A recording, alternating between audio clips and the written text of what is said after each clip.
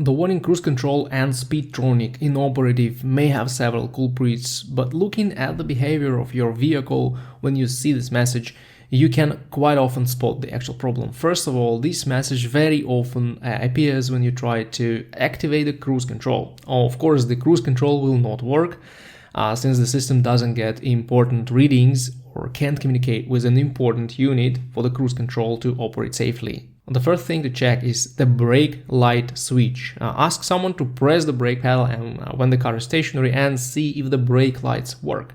If they don't, you will need to replace the brake light switch, which is located in the brake pedal assembly. This part sends the information to the cruise control system, instructing the modules to stop maintaining the set speed when you press the brake pedal. If the brake lights work well, you should look at the dashboard and see if there are any other lights or warnings.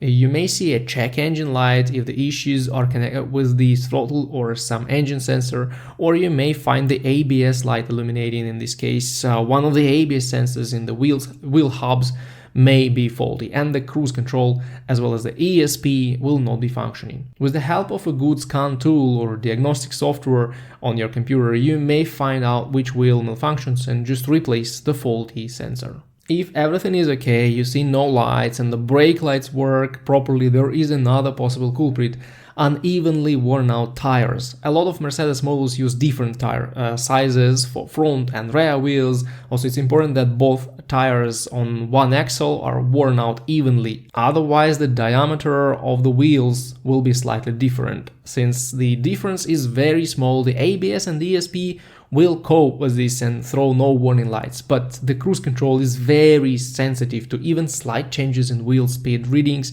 so it will be deactivated in such cases. Make sure all tires are of proper size and evenly worn out before you ask for professional help. If you still can't find the culprit of the problem, the best thing will be to go and have the vehicle inspected with STAR software in an independent shop that works with Mercedes cars.